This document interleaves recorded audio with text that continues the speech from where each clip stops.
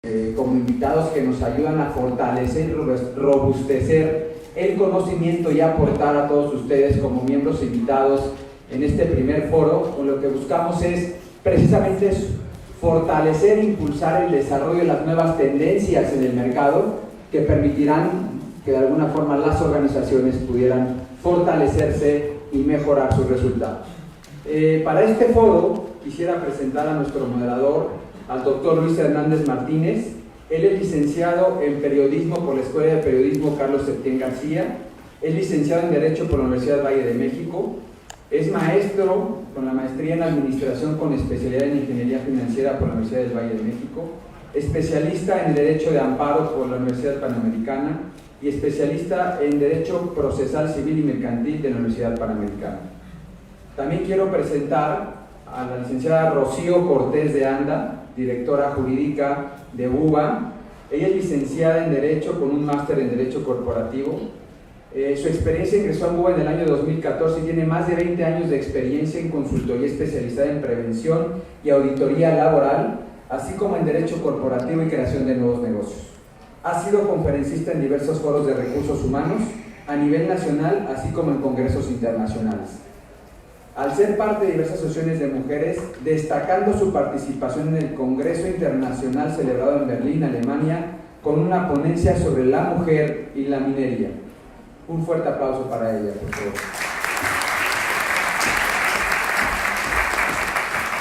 También quiero presentar a Miguel Castro Brito, gerente senior. Él es gerente senior Social Security and Compensation Tax Services México en KPMG. Miguel ingresó a KPMG México en el año 2009 y tiene más de 9 años de experiencia en litigios y consultoría especializada en seguridad social, contribuciones locales y obligaciones fiscales referentes a las remuneraciones del personal. Ha participado en proyectos brindando asesoría y litigios referentes a contribuciones en diferentes estados de la República Mexicana, en temas de seguridad social, Infonavit, así como en la verificación sobre el correcto cumplimiento de las obligaciones laborales y fiscales de seguridad social en diversas industrias. Miguel es especialista en el cumplimiento de obligaciones laborales y de seguridad social, auditorías legales, contratos y due diligence. Bienvenido, Miguel. Gracias. Ahora quiero presentar a Ricardo Camacho Soria, ¿no? Ricardo, su experiencia profesional es gerente de Administración y Recursos Humanos en MedWorks. Él ha desarrollado programas de capacitación para personal, seguimiento de estrategia para promover el desarrollo personal y profesional de los colaboradores, generar identidad y sentido de pertenencia, desarrollo de estrategias que garanticen la cobertura en tiempo y forma de los perfiles requeridos, alinear perfiles con la cultura organizacional, desarrollo de métricas con tiempos de cobertura, porcentaje de rotación, tasas de éxito y apego al perfil, así como elaborar políticas y procedimientos de reclutamiento y selección. También es socio fundador en Better Work, Better Life, proyecto de emprendimiento en el que ha participado en la planeación estratégica, desarrollo del negocio, organización y facilitador de la plataforma en línea para cursos de inducción, trabajo en equipo, indagación apreciativa y psicología positiva. Bienvenido, Ricardo. Bueno, y por último, nuestro querido amigo Arístedes Ramírez Treviño actualmente trabaja en el entrenamiento e implementación de equipos multidisciplinarios para el cumplimiento y adopción cultural de la NOM 035, tema central de nuestro foro y de nuestro network que tenemos aquí. Cuenta con la experiencia profesional de 17 años en implementación y diseño de experiencias de aprendizaje, programas de desarrollo organizacional, prácticas de igualdad laboral y no discriminación. Graduado como Master Trainer por la Universidad de Carnegie de Nueva York, especialista diplomado en gestión estratégica de capital humano con certificaciones en sistemas de liderazgo, procesos gerenciales, inteligencia emocional, comunicación interpersonal, herramientas de negociación, interpretación del lenguaje corporal y gestión del cambio. Consultor especialista en desarrollo de negocios y estrategias organizacionales, contador público egresado de la EBC, posgraduado en impuestos y análisis tributario, socio fundador de Ariba Consultores. A lo largo de su trayectoria se ha desarrollado en experiencias de aprendizaje, implementación de estrategias para empresas de reconocido prestigio, que bueno, mencionarlas son más de 40 empresas de talla nacional e internacional. Bienvenido, Arístedes. Muchas gracias. Bueno, comenzamos y le doy la palabra caballeros, damas. Bien, vamos a comenzar este panel, este foro. Vamos a comenzar como debe ser, de lo general a lo particular. Rocío, ¿cuál es el contexto de esta norma? Pues realmente ante la inminente entrada en vigor de la norma ya en octubre, pues el contexto, según lo que hemos platicado, según lo que se ha escuchado, es tratar no de regular un tema del estrés. Se ha confundido mucho la norma con situaciones de que va solamente dirigida a temas de estrés y ha causado una gran confusión en la situación de cómo voy yo a saber si mi empleado está estresado porque se está divorciando, porque no durmió, porque tenemos bebé nuevo en casa o porque realmente es un tema laboral. Principalmente yo creo que hay que aclarar que el principal objetivo de esta norma no va dirigido totalmente a un tema de estrés laboral, si bien lo toca y lo platicábamos hace rato con Aristides, creo que la palabra estrés laboral aparece 7 veces en toda la norma. O sea, no es el objetivo principal de esta norma, sino regular otros aspectos que incluyen, por ejemplo, el hostigamiento, el acoso, la violencia laboral, las interrelaciones que existen entre trabajadores y representantes de las empresas, cuidar aspectos más que nada de una situación psicosocial, ergonómica, va mucho más allá del estrés laboral. Esta es una norma que está basada muchísimo en la norma española, aunque con una situación de tropicalización bastante interesante. ¿Cuál norma española? ¿Recuerdas el nombre de esa norma española? ¿Lo recuerda alguien? Es el Real Decreto y habla de ergonomía y riesgos psicosociales. En España, en la Comunidad Europea se vincula los dos temas, ergonomía y riesgos psicosociales. Aquí tenemos la 35, que es de riesgos psicosociales, y la 36, que es de ergonomía, que es una de 3 que se van a publicar, entonces todavía falta. Entonces, podríamos decirle a los que están aquí acompañándonos que para una suerte de derecho comparado bien harían también en revisar la española. Fíjate que hay un punto importante porque dentro de las obligaciones que establece la norma mexicana es tener una política. Una de las tantas obligaciones que establece. Ahí me escuchan. Les decía que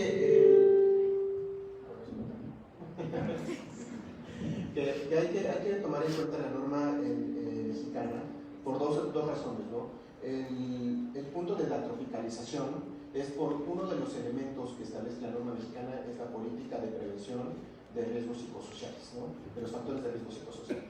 En España, justamente una de las obligaciones es contar con esta política, ¿no? Entonces, no es algo novedoso que se está trayendo aquí en México, que va a ser cómo lo voy a hacer o cómo voy a tener una política, sino más bien es algo, como bien mencionas hoy, traernos de la legislación europea, cómo lo han ido regulando, y viene, como bien comentaba, pues es una tropicalización que en su lectura, lo platicábamos hace unos momentos, la lectura de la propia norma no es sencilla, su entendimiento tampoco, y eso es lo que ha dificultado el poder comprender cómo le vamos a dar cumplimiento a las obligaciones que establece esta norma en los ámbitos. La complejidad estará, perdón, Lucía, la complejidad estará en bajar el concepto psicosocial, porque es amplísimo, ¿no? El concepto como psicosocial. Creo más bien que la complejidad está en la parte en que se ha desvirtuado un poco hacia dónde va la norma, ¿no? Porque ha habido muchísima información errónea en relación a, por ejemplo, nos decían es que la norma va a pedir que cambie los horarios de trabajo, las cargas de trabajo de el mobiliario. Exacto, y en realidad no es así. ¿Cuál va a ser el objetivo entonces? El objetivo de la norma tal cual es medir y implementar acciones para los riesgos psicosociales y fomentar el entorno organizacional favorable. Es que ahí está el tema, los riesgos psicosociales. Podemos definir primero qué son los riesgos psicosociales. Por definición hablaríamos que la norma nos pide que identifiquemos, prevengamos y controlemos los riesgos psicosociales. Es el objetivo principal, ¿no? Eso, pero en el espíritu de la norma, en realidad lo que debemos de buscar es cómo a través de esto fortalecemos la productividad de la organización, ¿no? Creo que en el espíritu deberíamos de pensar que esta es una norma que nos ayudaría a poner sobre el mapa un nuevo riesgo, así como hay riesgos químicos, biológicos, físicos. Hoy tenemos riesgos psicosociales que no son nuevos, ¿eh? En México los reconoce desde el 2014. Claro, los tenemos reconocidos desde el 2014 en el Reglamento de Seguridad de Salud en el Trabajo. Correcto. No sabíamos cómo cumplir con la obligación, hoy tenemos la norma 035. Pero riesgos psicosociales, puntualmente. Lo podemos traducir a un tema, sí, de estrés, pero no únicamente, ¿no? Ansiedades, cuestiones de trastornos de sueño. Entonces todo esto es lo que conlleva a lo que en un par de años, a lo mucho, vamos a tener ya traducido en las enfermedades, en la tabla de enfermedades de trabajo, ¿no? Hace rato comentábamos, y yo, tal vez siendo un poco feminista, les decía que aparte podríamos tener también un riesgo como tal, dentro de un riesgo psicosocial, la culpa, ¿no? Porque a cuántas personas que trabajamos y somos mamás, no a veces realmente te causa un gran estrés o un gran sentimiento de culpa, es decir, trabajo y no pude ir a la junta, trabajo y no estuve con el niño, trabajo y ya llegué y lo encontré dormido. O sea, también creo que este tipo de cosas entran dentro de un riesgo. Pero sí nos hace notar eso.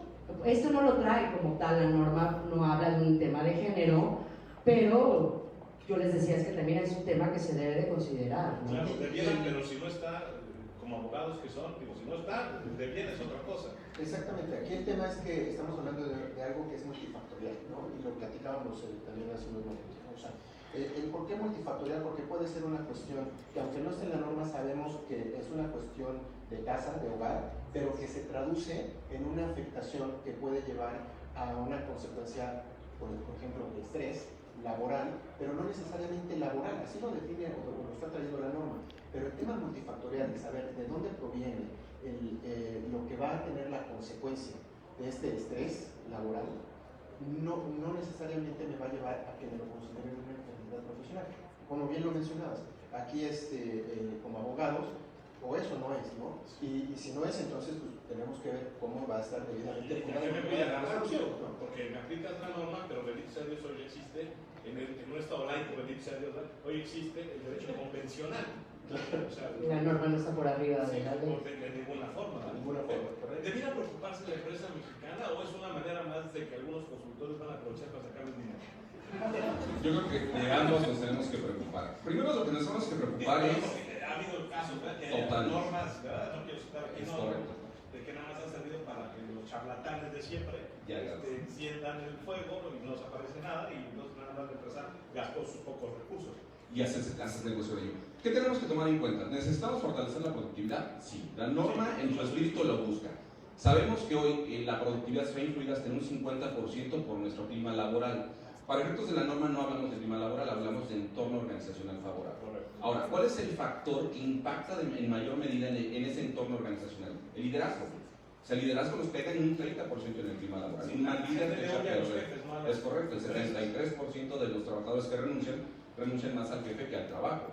Entonces, ¿qué pasa? Y esto es algo que platicábamos también, falta un poquito en la norma porque nos da obligaciones a los patrones como empresa, nos da obligaciones a los trabajadores, pero también tenemos que hablar y desglosar de cuáles son las responsabilidades de los líderes dentro de la organización.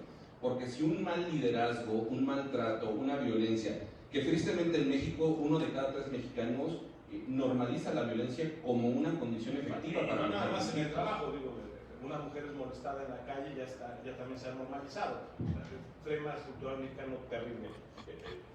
Escuché 2 veces ya de distintos panelistas decir, bueno, es que debiera tener esto la norma, y yo lo regreso otra vez como abogado, pues sí, si debiera, pues claro, pero ¿qué sí tiene?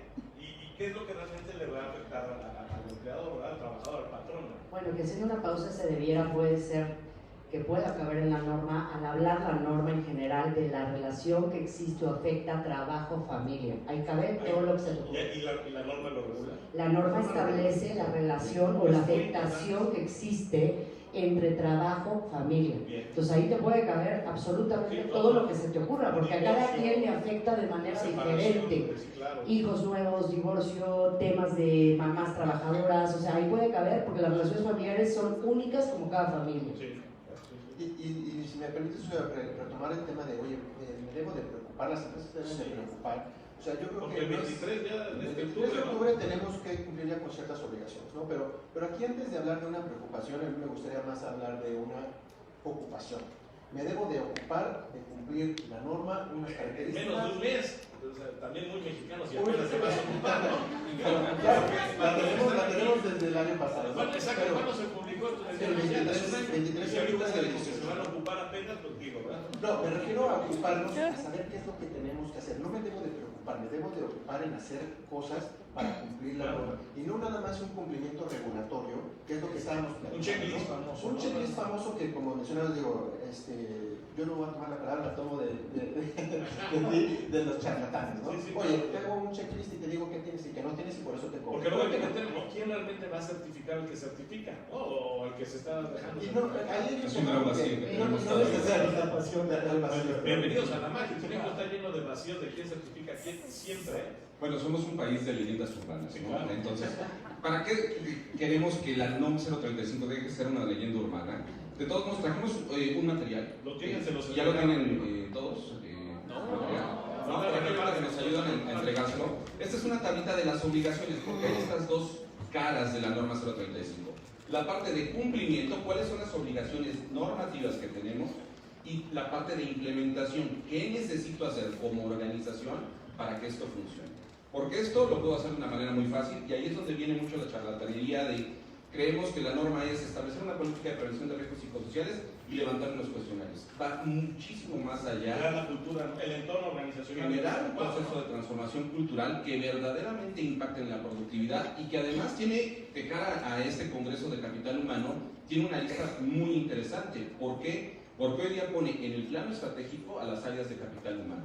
Porque le está dando obligatoriedad a muchos de los procesos que tenemos o que estamos desarrollando y que hoy una descripción de puesto, una evaluación de desempeño, un plan de capacitación, un protocolo de comunicación son mandatorios de acuerdo a las medidas de prevención, que eso se ha perdido un poquito de vista, ¿no? Y además ahí hay otro tema también del mecanismo de recepción de quejas y denuncias, que es otro tema muy interesante. Bueno, eso no es Además de acoso, eso, investigamiento. lo que comentaba es que es muy importante y lo rescatable también creo de la norma es que una vez que identificas estos factores de riesgo, no te dice de qué manera los vas a atacar. Eso también es muy rescatable en O relación sea, ¿te da libertad o es un problema? Exacto, deben de buscar la forma de cómo van a... ¿Cómo lo debemos bajar de este vaso? ¿Como una oportunidad? Porque perdón. Como una oportunidad de Es no una te diga oportunidad, cómo. por supuesto, para mejorar en relación a cómo voy a atacar estos riesgos, qué corriente voy a utilizar para atacar estos riesgos, cómo voy a mejorar el ambiente de trabajo dentro de mi organización. Va a haber Porque total la norma libertad te del dice empresario. que tienes que atacar aquellos riesgos que tienes en riesgo alto, Bien. pero no te dice cómo. Por ahí había una intención de la Secretaría del Trabajo de cómo atacarlos, pero no está como de todo. Si quieres, Rocío, y vamos contigo. Regresando a lo que comentas de acoso y hostigamiento, es bien importante comentar que la norma es muy específica en que no trata de ningún tema de tipo sexual. Deja fuera totalmente los conceptos de acoso y hostigamiento en temas sexuales. Aquí no entra absolutamente nada Porque de eso. estará ya en otras normas. Exactamente, no es que tendría que estar aquí, pero también se presta de repente a confusión. O sea, como que ya tenemos de repente mucho el chip que cuando es acoso y es hostigamiento deriva en un tema sexual, llámese hombre o mujer. En esta norma no tiene que ver con temas de hostigamiento o acoso sexual, sino poco Factor psicosocial. exactamente en Y la general, parte de violencia. de violencia. Para complementar la participación, o sea, documentar muchas veces acciones que a lo mejor las empresas y los sectores ya llevan a cabo, ¿no? O sea, muchas veces hablamos de, oye, yo ya tengo una política interna de un horario flexible, ¿no? Pero ¿sabes qué? Lo saben los empleados, no lo tengo documentado. Eso forma parte de una ayuda para el cumplimiento de una parte de la norma, ¿no? Entonces, yo creo que tienen los patrones que hacer un diagnóstico interno de saber qué es lo que ya están haciendo y que se pueda adecuar para el cumplimiento de la norma. Ahora te escucho y me encanta el voto de confianza que le das a los patrones mexicanos. Tú como parte importante de una organización que se casa en pues claro, en ese universo, claro, muchas cosas ya tienen, pero en el otro 95% del empresariado mexicano es el que da realmente los empleos. Que es justamente lo que a lo que me Falta refiero. uno. Lo pueden tener Dale el tuyo, por favor. de práctica o de voz, ¿no? Pero no está documentado. Oye, Eso es lo que hay que soy un trabajar. empresario de 5 personas, de 10 personas, y luego ya de todo lo que tengo que cumplir a todas las fechas. Tomas un punto Sí. importante porque aquí la norma está dividida por cuestiones de cuántos trabajadores Sí, fuerza cada sí hay uno. una Entonces, discriminación. no va a ser la misma carga para patrones que tienen de 0 a Pero tienen que 15, cumplirlo, ¿ah? sí, pero no llegan a tal punto, ¿no? O sea, por ejemplo, Si hay una distinción entre el que sí, está hay una- sobreviviendo, hay una versus el que distinción. ya está hasta en todo México y Hay Latinoamérica. y para completar lo que mencionábamos, oye, me tengo que preocupar preocupar es ocuparnos, como mencionaba, por el tema de las posibles multas de las inspecciones que pudieran derivar. ¿Multas y sanciones? Multas administrativas de la Secretaría del Trabajo que pueden oscilar de 20,000 hasta 500,000. Adicional a todo el ramillete, ¿verdad? Adicional a todo el ramillete, y que inclusive conforme a la reforma del Reglamento de Trabajo de 2012 puede ser por trabajador afectado, ¿no? Entonces, son ya unas, efectivamente, sí, no, pero ya se me 4.90 por cada una, ¿no? Entonces, 422.500 pesos. son 400. Pero que puede ser por trabajador. Inclusive, Ahorita es que lo checamos con las obligaciones. Puedes, una empresa mediana en una inspección que no tenga nada podría tener un impacto en sanciones de 4 millones de pesos. No, porque me tienen la corrupción, ¿verdad? Y la impunidad otra vez. y un punto importante que también platicábamos nosotros previo aquí en platicar con todos ustedes, es que el cumplimiento de la norma de las inspecciones, o sea, no necesariamente van a tocarte la puerta el día 24 de octubre a decirte, oye, vengo a revisarte la norma Va a ser aleatorio, supongo, ¿no? Es aleatorio, pero además de eso, o sea, no me van a revisar la norma 35, me van a revisar las condiciones generales de trabajo y que dentro de estas incluyen una serie de normas oficiales mexicanas que no nada más es la 35. Sí, es correcto. Entonces, ahí es donde entra el punto de decir, oye, a todo el cúmulo de obligaciones que tenías y que me podían multar, se suman estas, que inclusive, como comentaba Aristides, o sea, son puntos, muchos puntos los que establece la norma, y que cada incumplimiento de la norma pudiera, aquí ya esa cuestión de cada inspector, determinarte una multa por cada punto. Bueno, a este panel yo escuché decir que esta norma va a empujar o pugnaría por la productividad. Correcto. Ajá, pues sí, pero con tanta cosa que se viene encima, lo que menos va a hacer es ser productivo. O sea, lo que busco es prevenirlo, o sea, haz de cuenta. Yo prevengo los factores de riesgo psicosocial que pueden afectar ausentismos, accidentes de trabajo, enfermedades de trabajo, que eso me va a generar una baja productividad. Por eso es que lo platicábamos y muy acertadamente decía, oye, creo que tenemos que ir, o el objetivo de la norma, aunque no está de forma expresa dentro del cuerpo de la misma, es la productividad, ¿no? Tenemos que darle esa óptica, si no estamos perdidos. Ayúdame todavía con la parte del contexto. ¿Cómo es que llega esta norma, ¿no?, a tener vida en nuestro país? Bueno, desde hace un año ya tiene vida, el 23 empieza a aplicarse la primera parte. Todos sabemos que, por ejemplo, ustedes que manejan bien el tema laboral, esta aparente pro-sindicalismo, ¿no?, ayudar al sindicalismo mexicano, viene por fuera, es decir, si no hacías esas modificaciones a favor del sindicalismo mexicano, no había sencillamente firma de tratado comercial. Pasa lo mismo. ¿Viene de ahí entonces? Pasa lo mismo. Bueno, el tema de riesgos sociales no es nuevo. La Organización Internacional del Trabajo lo identifica en 84, estamos hablando hace 35 años. No atendimos a ello. ¿Quiénes son quienes primero atienden a ellos? La Comunidad Económica Europea. Ellos están atendiendo esto desde hace 15, 16 años. En América podríamos decir que los pioneros es Estados Unidos y Chile, 8, 9 años. Colombia, Perú, Brasil tienen 2, 3 años. Hay experiencias ahí. Es correcto, ya implementando. Nosotros lo reconocemos desde 2014, pero tenemos presiones internacionales para TEMEC, para Acuerdo Asia-Pacífico, y no es de este sexenio, Sí, no, viene de mucho atrás. ¿Por qué? Porque tienen que responder a una realidad laboral también. Como decías, el 95% de las empresas están en un nivel de supervivencia en México y las condiciones laborales a veces distan mucho de ser las ideales, ¿no? Entonces tenemos muy malas prácticas a veces que hemos normalizado de violencia, de malos tratos, y que creo que ahí es donde hay que impactar, ¿no? Y una cosa bien interesante también es, por ejemplo, las estadísticas de los tiempos que una persona dedica al trabajo o a situaciones personales, ¿no? Por ejemplo, en Europa normalmente en un día se dedican 14, en Brasil son 14.4 horas del día a lo que tú quieras, dormir, pasear, tu familia.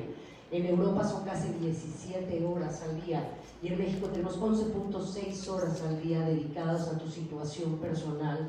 Todo lo demás es a la parte laboral, ¿no? Y los traslados, porque también son... Aproximadamente en México los traslados van entre 30 minutos a 2 horas promedio, lo que una persona ocupa en transportarse al trabajo. Retomando lo que decía el maestro Aristides, sí tenemos muchas prácticas negativas, pero creo que también hacemos muchas cosas buenas por los trabajadores. Esto es una parte muy rescatable. Cuando empiezas a ver todas las acciones de prevención que tú estás haciendo, la norma te ayuda en relación a la comunicación, por ejemplo, de la política, a que todos las conozcan, porque de repente A socializarla, que las empresas hacen muchísimo y los empleados no están reconociendo todo lo que las empresas hacen por ellos. Entonces, una parte sí positiva, la negativa es que hay muchas prácticas negativas, tal cual la redundancia, pero en las positivas es que efectivamente las organizaciones están haciendo mucho por los empleados, pero están como muy dispersas. Entonces la norma nos ayuda un poco como a integrar, ¿no?, en la política y darlas a conocer a los empleados, y justamente entonces después de que hago toda una campaña de comunicación que lo marca la norma para darlas a conocer, entonces ya puedo aplicar mi cuestionario de certificación de los riesgos psicosociales y entonces comenzar a trabajar mucho más allá para alcanzar la productividad que dice el maestro. Gracias. Entonces creo que eso es bastante importante también. Obligaciones puntuales, Miguel. Claro, una primordial es la que ahorita comentaban, o sea, es darla a conocer, no es darla a conocer que existe la darla a conocer la norma es una obligación, o sea, aquí decimos, oye, no es algo que el patrón vaya a hacer por buena gente, ¿no? Es simplemente porque debe tener una evidencia ante una inspección de que la dio a conocer a todos los trabajadores. Ese es el primer. Ese digamos, digamos, yo creería que es el segundo, porque para eso primero tiene que haber una política, ¿no? Que mucha gente está hablando que dentro de la obligación primordial de la norma son dos, ¿no? La creación de una política de prevención de factores de riesgo psicosocial y dos, la aplicación de cuestionarios, y no es así, ¿no? O sea, es totalmente falso. Aquí Aristides nos hizo favor en los documentos que les acaban de compartir una serie de obligaciones que inclusive las podemos desmenuzar todavía aún más, ¿no? O sea, dentro de cada lugar. Bueno, aquí, para que ustedes puedan tener esta guía, en esta tabla lo que tenemos es el orden de las obligaciones tal cual nos las presenta la norma, lo cual no significa el momento de implementación. De hecho, no, de hecho, hay dos momentos o dos etapas de entrada en vigor, que es la que está en la última columna. Las obligaciones que tenemos exigibles a partir de este 23 de octubre es el contar con una política de prevención de riesgos psicosociales. Pero ojo, tener una política no sirve de nada si no tengo procedimientos, si no solamente se queda en las buenas intenciones. Me preocupa la pequeña empresa, ¿de dónde va a sacar la gente para hacer las políticas? O sea, estoy pensando en un tipo que... La norma tiene un ejemplo, ¿eh? La norma te da una guía, muy básica, pero te da una guía. Entonces, para los patrones más elementales, la norma está disponible en internet. Sí, en el santo Google o en la Secretaría de Trabajo. En el santo Google tú le pones DOF STPS norma 035 y te va a aparecer, ¿no? ¿Por qué DOF? Diario Oficial de la Federación, ¿no? Para que salga luego el primer resultado. Claro. Realmente la norma trae guías para todo lo que te pide que hagas. Digo, a lo mejor dirás, no, esta no es la que voy a aplicar, pero para aquel que no tiene quien más lo haga, sí te trae los cuestionarios, te trae guías, o sea, la realidad es que en eso está bastante... Ayuda. Por lo menos de los que van de 1 a 15, sí, ¿no? Digamos que no es la guía definitiva para, ¿no? Como si se publicara un libro de esos. Que un punto importante a tocar sobre este tema de las guías y los cuestionarios es la norma te da, como bien el nombre lo menciona, una guía de cumplimiento sobre el cuestionario, ¿no? Ahora, una de las preguntas que me ha tocado escuchar con distintos clientes es, oye, ¿yo puedo hacer mi propio cuestionario? ¿Puedo adicionar preguntas a las que ya vienen ahí? Y la respuesta en principio es un sí, tú puedes modificarlo. Es lo que dice, pero tiene un enorme pero, ¿no? Estas modificaciones, estas adiciones, tienen que estar validadas de una forma factorial, creo que le denomina la norma, ¿no? Entonces, aquí volvemos al punto, oye, le invierto en crear porque quiero adicionar preguntas y todo, o realmente me quedo en una primera etapa con lo que me marca la norma como que ese es un punto importante. Cuando tú ves ya la parte de análisis de factores de riesgos psicosociales, tú lo ves en la norma y dices, maravilloso que vamos a ver todo esto. Cuando ves cómo lo vas a medir, que es estos cuestionarios que es de referencia 2 y 3, dices, está como que le falta, ¿verdad? Cuando ves los requisitos para realizar tu propio cuestionario, que hablas de alfa de Cronbach, índice de bondad, dices, no está tan feo el cuestionario de la guía, ¿no? Ese es un punto importante. Empiezas a enseñar tus clases de cálculo. Es correcto, entonces yo creo que pero ese es un tema que no nos debe de ocupar tanto ahorita, porque esos cuestionarios son exigibles a partir del 23 de octubre de 2020. Tenemos todo un año. Sí, porque, ojo, y este es uno de los mitos que se están viviendo hoy mucho por la parte del oportunismo de quien ha desarrollado sistemas. Ya quiero venderlo, Quiero vender ya mi sistema, pero si yo ahorita levanto ese cuestionario, los riesgos derivados de ese cuestionario derivan en planes de acción y control, que tienen que estar perfectamente documentados, con responsables, con tiempos, y muy importante, con indicadores de impacto. Entonces ahí me estoy complicando la vida. Si yo cumplo con las medidas de prevención, que estas sí son exigibles ahorita, que si las revisan cae mucho en descripciones de puesto, en protocolos de comunicación, Capacitación. O sea, en capacitación, profesionalizar la empresa que no esté la parte de profesionalizada. recursos humanos. Entonces, vas a dejar que germinen las acciones de prevención y entonces sí, vámonos unos 6 meses adelante, apliquemos cuestionarios, va a reducirse el impacto o los riesgos psicosociales y ahora sí vamos a tener menos acciones de control para poder trabajar oportunamente. Esta pregunta, entonces, para reducir el estrés psicosocial de los patrones, ¿verdad? En la entrada en rigor de esta norma que ya es, primero, uno, la política. Y viene ahí la norma que nos Yo dio la diría política. que uno es primero la identificación de las acciones de prevención, De la parte de prevención. Es que hace rato escuché que la política, entonces, No, pero es que borrón y la cuenta política- nueva. Punto la uno. política emana de la identificación de las acciones de prevención que ya estoy haciendo. ¿Y eso, Ricardo, lo van a hacer con la NOM en la mano o lo van haciendo de paseillo por toda su empresa? Viene tal cual cuáles son los factores que intervienen en factores de riesgo psicosocial Perfecto. y en promoción de entorno organizacional.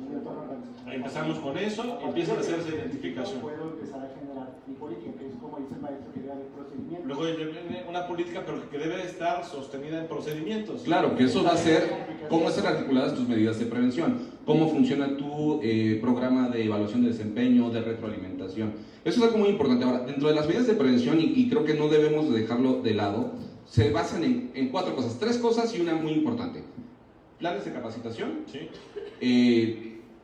estrategias de comunicación, acciones de apoyo social y una cuarta que la norma lo dice de una manera muy puntual, establecer un mecanismo seguro y confidencial para la recepción de quejas Sí, claro. o denuncia de actos de violencia. Y también ya digo, si lo vas a hacer, hazlo bien, también de actos de corrupción. Bueno, la norma no los pide, pero ya existen líneas éticas en donde podríamos nosotros ampliar el espectro de servicio, donde también se podría Teléfono mencionar esto, rojo ¿no? de las empresas, ¿no? Sí, claro. Y justo en ese punto particular también hago una pequeña precisión, ¿no? Porque me ha tocado con clientes que me dicen, oye, entonces lo puedo hacer de forma anónima. No, eso es algo primordial, ¿no? Oye, las quejas pueden ser, los cuestionarios, las quejas y los cuestionarios pueden ser anónimas. No. ¿Por qué? Porque una parte también de obligación de norma es llevar un registro, un control de quiénes son los afectados y qué acciones vas a tomar con esos afectados. Entonces, el maestro Aristides mencionaba muy claramente confidencialidad, ¿no? La confidencialidad de quién es el que está siendo afectado y quién está contestando la Pero son encuesta. cosas distintas, guardar confidencialidad a que sea anónimo, Correcto. que la Correcto. ventada de dardo, ¿va? Exactamente. Porque luego también se presta mucho que al mexicano le gusta nomás lanza y esconde la mano, ¿va? No, aquí hay que tener los pantaloncitos para decir, a mí me está afectando mi nombre y mi apellido, ¿va? Y que no te debe de afectar en una relación, en tu relación de Claro, trabajo. en una ¿no? relación de cuento de hadas, porque sí te afecta, digo, al final.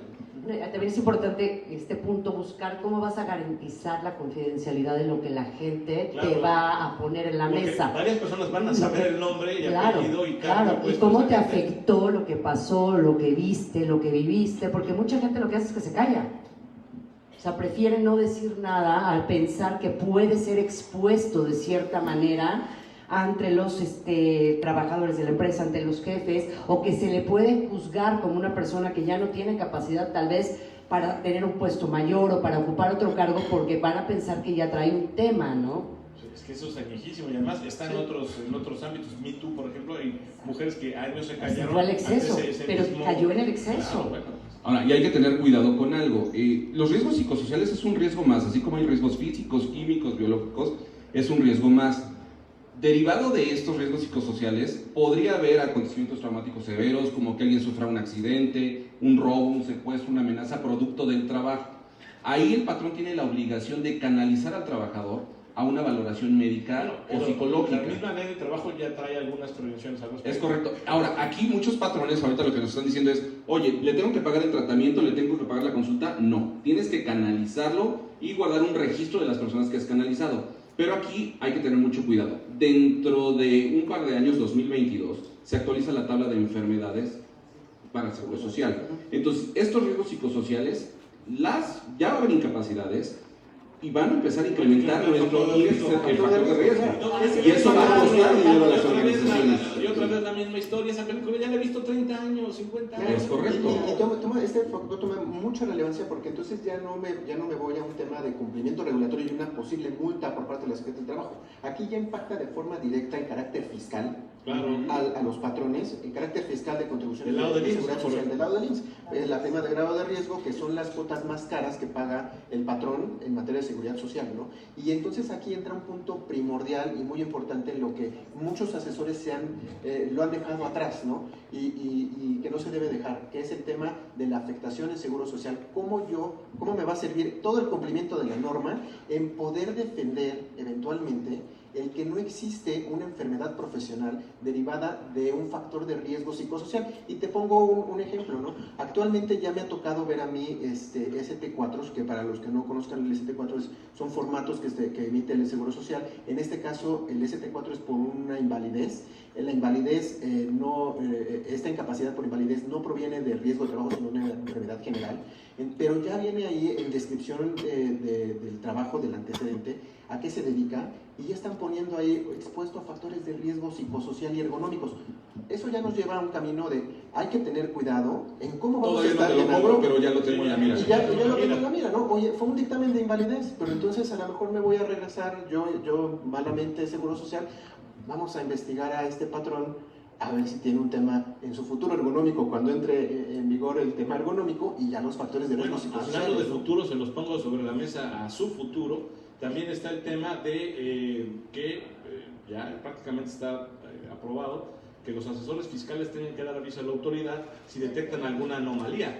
Entonces, esto entra dentro de esas detecciones de anomalía, y si ustedes no lo hacen, ya ¿quién va a proteger al que protegía, verdad? Pero ese es un tema terrible. Bueno, pues es con lo que estamos viviendo, ¿verdad? Bueno, finalmente, toda la información está vinculada a Secretaría del Trabajo, SAT, IMSS, que firmó un acuerdo con la Secretaría del Trabajo, y la Secretaría del Trabajo en el mes de julio publicaron que la intención era cubrir por lo menos 31,000 inspecciones durante el segundo semestre de 2019. México tiene muy poquitos inspectores de Secretaría del Trabajo, tiene la quinta parte de lo que deberíamos de tener de acuerdo a OCDE. Se comprometieron desde hace ya tiempo a tener por lo menos la mitad, y el estar vinculando con IMSS, la verdad es algo que a mí me preocupa, porque si el IMSS no es tan bueno en la parte de atención médica, como entidad recaudatoria es maravillosa. Claro. Es la única institución Exacto, que en 2 meses, recauda. si no le pagas, Ahí te sí embarga. funcionan las nuevas tecnologías, Claro, los sistemas de claro. Pues miren, por eso este panel, o sea, yo sé de su categoría, de su conocimiento, sí.